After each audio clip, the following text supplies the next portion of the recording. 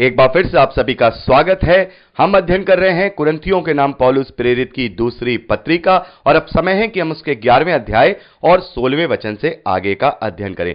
मेरे प्यारे भाई बहनों, अभी हमने 5वें वचन से लेकर के हमने 15वें वचन तक पढ़ा कि पौलुस ने अपने निस्वार्थ सेवा कार्य को कुरिन्थ की कलीसिया को बताया कि तुम इन बातों से जांचो कि मैंने जो तुम्हारे साथ कार्य किए हैं और वो जो झूठे लोग हैं वो जो कार्य कर रहे हैं उनमें कितना फर्क है। मैं तुमसे कभी भी कुछ नहीं मांगता हूं, मैंने ना ही अपने आप को तुम पर भार बनने दिया। मैंने निस्वार्थ सेंत मेत में परमेश्वर का वचन का जो है तुम्हें सुनाया, सुसमाचार तुम्हें सुनाया और अपने आप को नीचा किया कि तुम ऊंचे किए जाओ।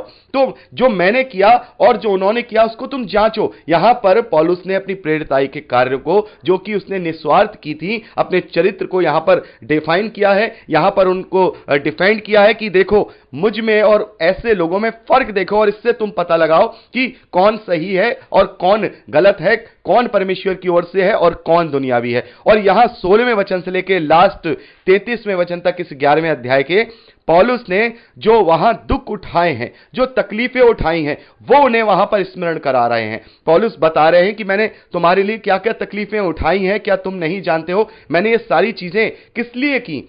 क्या किसी लाभ के लिए? क्या किसी रुपए पैसे के लिए? क्या किसी दान के लिए? नहीं, मैंने तो तुमसे कुछ भी ऐसा नहीं मांगा, ना ही मैंने अपने आप को तुम पर भार होने दिया, ना ही मैंने अपना भार तुम पर डाला। मैंने जब कोई डिमांड नहीं की, मेरी सारी सेवकाई केवल परमेश्वर के लिए थी, प्रभु यीशु मसीह के लिए थी और उसी की आज्ञा के अनुसार थी। तो फिर तुम इस प्रकार से ऐसे झूठे लोगों के बहकावे में क्यों आ रहे हो? उनकी क्यों सुन रहे हो? पौलुस यहां 16वें वचन में कहते हैं, मैं फिर कहता हूं कोई मुझे मूर्ख ना समझे, नहीं तो मूर्ख ही समझकर मेरी सह लो, ताकि थोड़ा सा मैं भी घमंड कर सकूं। इस बेधड़क घमंड में जो कुछ मैं कहता हूं वह प्रभु की आज्ञा के अनुसार नहीं, मानो मूर्खता से ही कहता हूं। जबकि बहुत से लोग शरीर के अनुसार घमंड करते हैं तो मैं भी घमंड करूंगा। तो पौलुस यहां कह रहे हैं कि जैसे तुमने उनकी सुनी है और तुम उनकी सह लेते हो, तो भले ही उनके अनुसार तुम मुझे मूर्ख समझ रहे हो, बल्कि मैं मूर्ख नहीं हूं।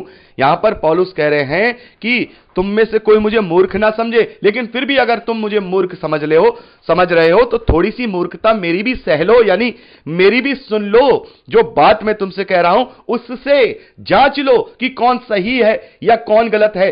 परख लो उनके कार्यों से, परख लो उनके फलों से। जैसे प्रभु यीशु मसीह ने कहा कि अच्छे पेड़ को अच्छे फल से परख लोगे। तो यहां पर पौलुस कह रहे हैं कि जैसे तुमने उनको सहा है, भले ही तुम मेरे को कुछ भी मत समझो, लेकिन मूर्ख ही समझ लो, लेकिन एक बार मेरी बात तो सुन लो। जैसे उन्हें सहा वैसे ही तुम मुझे भी सह लो, मेरी भी बात सुन लो। आगे पौलुस कहते हैं, तुम तो समझदार होकर आनंद से मूर्खों की सह लेते हो। पौलुस कह रहे हैं तुम तो समझदार हो, तुम तो आनंद से मूर्खों की सह लेते हो। यहां पे पौलुस यहां भी एक व्यंग के अनुसार पौलुस यहां बात कर रहे हैं कि तुम तो समझदार हो, तुम तो मूर्खों की सह लेते हो, क्योंकि तुम उनकी भी सह रहे हो जो तुम्हें गलत बातें दे रहे हैं। 20वें वचन में पौलुस कह रहे हैं, क्योंकि जब तुम्हें कोई दास बना लेता है या खा जाता है या फंसा लेता है या अपने आप को बड़ा बनाता है या तुम्हारे मुंह पर थप्पड़ मारता है तो तुम सह लेते हो। तो तुम तो उनकी भी सह लेते हो जो तुम्हें दास बना रहे हैं। दास बनाने का मतलब यहां पर हम देखेंगे गलातियों की पुस्तक उसका 2 अध्याय और उसके 4 वचन में पौलुस ने लिखा है, ये उन झूठे भाइयों के कारण हुआ जो चोरी से घुसाए थे कि उस स्वतंत्रता का जो मसीह यीशु में हमें मिली थी भेद लेकर हमें दास बनाए। तो यहां पर वो और चीजों का उन्हें दास बनाना चाह रहे थे, अलग अलग परंपराओं का दास बनाना चाह रहे थे, यहूदियों को उनकी विधि विधानों का और व्यवस्था का दास बनाना चाह रहे थे।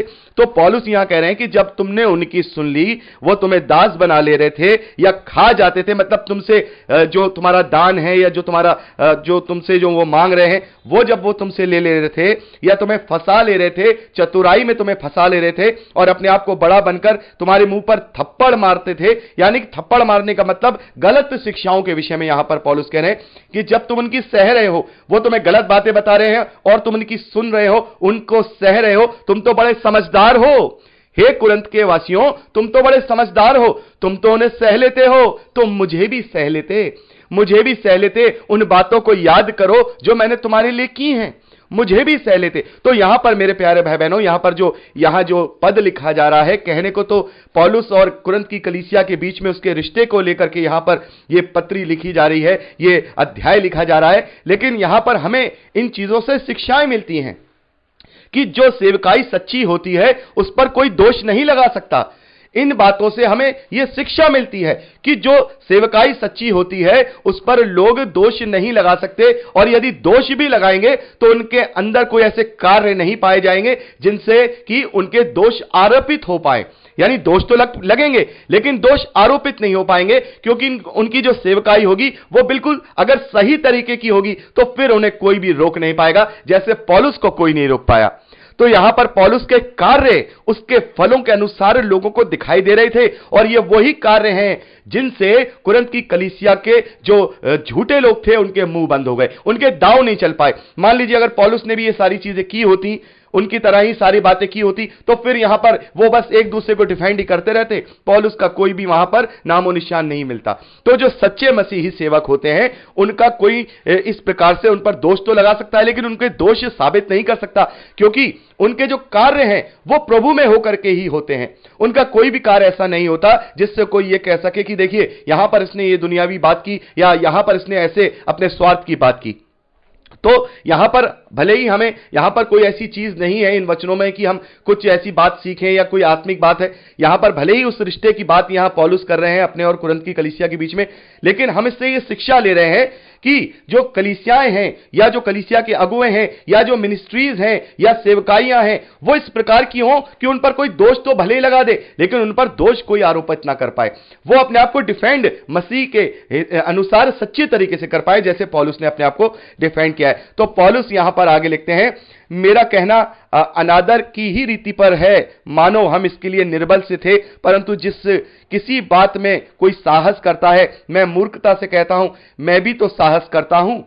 क्या वे ही इब्रानी है? मैं भी हूं। क्या वे ही इस्राएली है? मैं भी हूं। क्या वे ही इब्राहिम के वंश से हैं? मैं भी हूं। तो यहां पर हम देखते हैं कि जो लोग पौलुस के खिलाफ वहां बातें कर रहे थे वो इब्रानी हैं, यानी हिब्रू भाषा में बोलने वाले हिब्रू भाषी हैं, यहूदी हैं, वो इजरायली हैं और अब्राहम के वंश के हैं। यानी कि वो जो लोग जो लोग पौलुस के खिलाफ हैं वो यहूदी कल्चर से हैं, और वही लोगों को वहां पर क्या कह रहे हैं, बरगला रहे हैं, भड़का रहे हैं, उन्हें व्यवस्था का दोबारा से जो है उनको डरा रहे हैं कि नहीं, तुम्हें व्यवस्था नहीं छोड़नी चाहिए और तुम्हारे लिए व्यवस्था हमेशा की रीति है। जैसा कि आज भी हम देखते हैं कि व्यवस्था को लेकर के बहुत सारे ऐसे झूठे लोग आ गए हैं जो व्यवस्था को लेकर के, नहीं आपको ये करना है, सप्त का दिन मानना है, आपको ये चीजें करनी है और आपको पूरी तरह से व्यवस्था को फॉलो करना है, पर्व विधि विधान मनाने तक की बातें करने लगे। तो सोचिए उस समय तो नया नया मसीही विश्वास आया है, नई नई बातें हैं, यहूदी धर्म में पैदा हुए हैं, यहूदी कल्चर को देखे हुए हैं। जब ऐसे लोग उनको आकर के भड़का रहे होंगे, सिखा रहे होंगे, समझा रहे होंगे, तो वो कैसे दो रास्ते पे चल रहे होंगे। कभी सोच रहे होंगे अरे हम पौलुस की माने, कभी सोच रहे होंगे इनकी माने, ये भी हमारी वही बातें कर रहे हैं जिन्हें हम बाप दादाओं की रीति से करते चले आए हैं। तो यहां पर पौलुस कह रहे हैं कि अगर वो इब्रानी हैं, अगर वो इजरायली हैं, अगर वो इब्राहिम के वंश के हैं, तो मैं भी तो वही हूं। क्या वह मसीह के सेवक हैं? मैं पागल के समान कहता हूं, मैं उनसे बढ़कर हूं अधिक परिश्रम करने में।